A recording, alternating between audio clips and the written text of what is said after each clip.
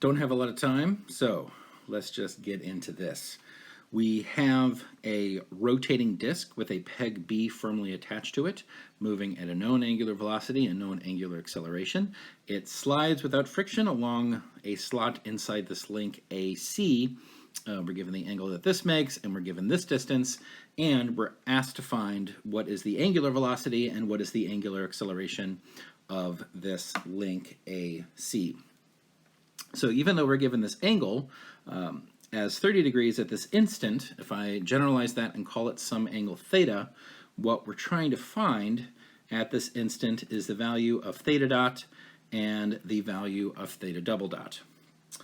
Now, for these types of problems in the rotating frame, these are the ones that I like to call looking at a bug on a frisbee, because we have so many different accelerations. And it's pretty clear that the bug in this problem is going to be this peg, because that is the point that is undergoing motion. The bigger question is, what is the frisbee going to be? Because we in fact have two different things that are rotating. We have this disk here that's rotating about, I'll call that point O, and then we have this link AC that is rotating about A. We know the rotation of this disk about O. We're trying to find the rotation of this link AC about point A. So before we actually get into that, we can write down a number of different things about the motion of this object. In particular, we know everything that we need to know about the motion of this peg B, because it is firmly attached to this wheel and it is at a known distance, and it has these known angular velocities and angular accelerations. So for V sub B, we know that its velocity is only going to point tangentially. And if we look at these angles here, since this angle is 30 degrees and that angle is 30 degrees, it actually means that link AC at this instant is making a right angle, which means that our velocity V sub B at this instant is actually pointing directly at point A. That'll become important later.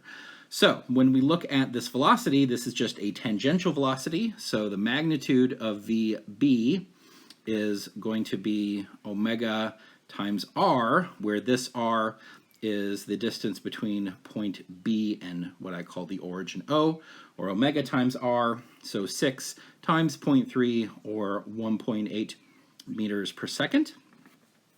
Similarly, since it's undergoing circular motion, we can write down its acceleration. It's going to have both a centripetal, or what the book will call a normal component. That's equal to v squared over r, where again this is v sub b, this is r b slash o, or equal to omega squared r, b slash o. So plugging in omega squared and this value of r gives us a normal component of 10.8 meters per second squared. Then we have a tangential component. The AB tangential is just equal to alpha times r, where again this r is the rb slash o. Alpha is this 10 radians per second. That gives me 3 meters per second squared. So right now these are written purely in terms of the normal and tangential directions. Later we'll come back and write them in terms of x and y components, because we'll need them later to do cross products. Now, since we know the velocity of B, one of the things we saw in the previous sections was that even though it can't help us with accelerations, we often can use an instantaneous center analysis to tell us something about velocities. In particular, what the angular velocity theta dot is at this instant. So if we look at this, these points here, notice that point A is fixed, point O is fixed. And so for both of these rotations, both points O and A are going to be instantaneous centers for point B, because both of them are in fact not moving. They are a center of rotation for both of them. And we've already used the fact that V is equal to omega times R. That was our instantaneous center analysis there.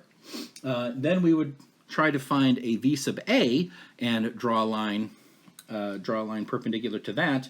But at this instant, since V sub B only has a tangential component, This means that at this instant, the velocity is only moving this way, so the link doesn't have any motion this way. So at this instant, this implies that our theta dot is equal to 0. So only because we are at these particular angles is this tangential direction the same as the direction along AC. And that will help us again later. So we know that the theta dot is 0. That will help ease up some calculations later. When we come back to then looking at the Frisbee, we're going to take this link AC to be the Frisbee. The reason why is because we are looking at relative motion along a moving object, and point B isn't in fact moving along that object, and we want to find an easy way to work in these angular velocities, and those are going to sort of come out naturally if we choose this link AC as our Frisbee. That means that link AC is our rotating frame, so using the book's notation, the value of capital omega is equal to theta dot times k hat.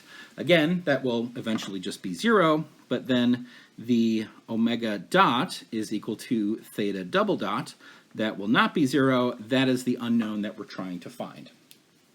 So if we then look at our acceleration, a sub b, we had both a normal and a tangential component.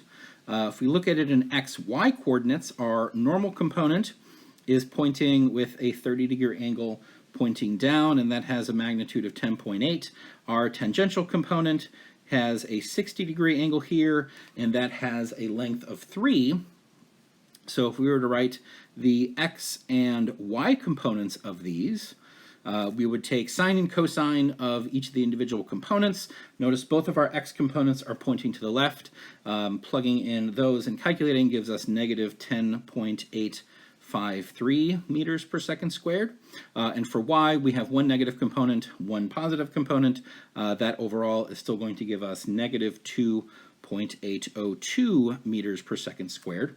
And those are the components that we will eventually be able to put into the I hats and j hats.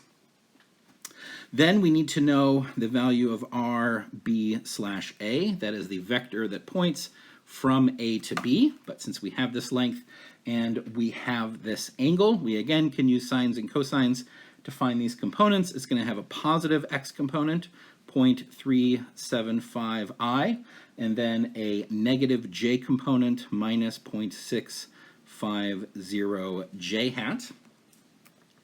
So we have our a sub b. We know that we have this capital omega dot. We have the components here. We have the r, b slash a.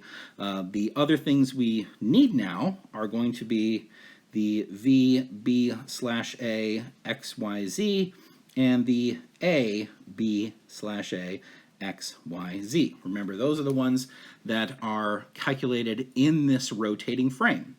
So again, we are imagining that we are rotating with link AC, and then asking the question, how is peg B moving in that frame? And notice, because it's confined to move along this slot, its motion can only be either towards A or away from A, meaning that when we look at its velocity, we've in fact already drawn it in. Its velocity is pointing directly towards point A, so our VB slash A is in fact just equal to V sub B at this instant, again, only because this tangential direction happens to point along that slot. So if we take our V sub B and write it in terms of x and y coordinates similar to what we did here, we're going to have that V sub B is equal to negative 0.9 I hat plus 1.559 j hat. We already have those components there. And then the same thing for our acceleration. When it moves, when it accelerates along this slot, again, its acceleration in that frame is only going to be equal to our tangential component. So this is going to be equal to a, b, along the tangential direction. So if we just take the components of this vector here, that's going to give us negative 1.5 I hat plus 2.598 j hat. So now comes to the big equation. These are the 6 accelerations that we mentioned earlier that we were building up to, and that equation is that a sub b is equal to a sub a plus capital omega dot crossed with r b slash a minus capital omega squared r b slash a plus 2 capital omega crossed with v b slash a x y z plus a b slash a x y z. Again, we have these 6 different terms here, and now we have to start putting things together.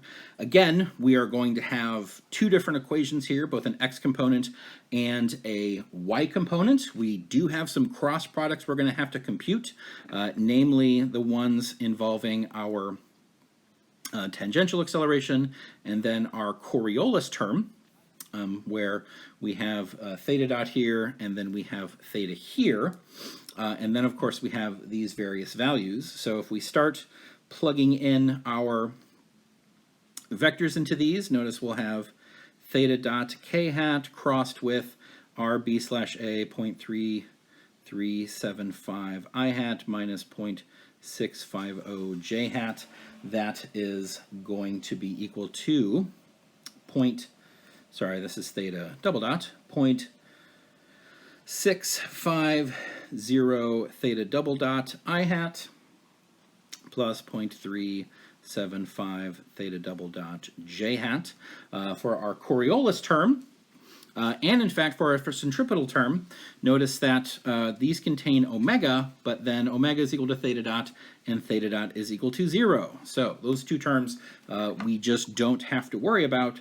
So coming back to writing down our I and j components, again, we have the components along the x and y. So this is negative 10.853 in the x, negative 2.802 in the y. A sub a for both of these cases is 0 because point A is not accelerating. We have these terms from this cross product, so plus 0.650 theta double dot plus 0.375 theta double dot. This term is 0, this term is 0, again, in both the x and the y.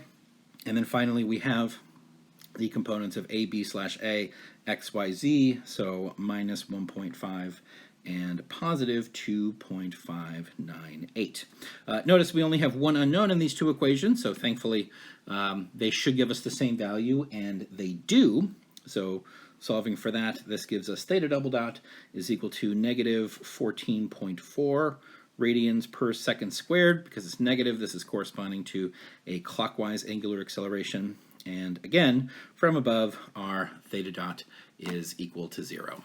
Bye.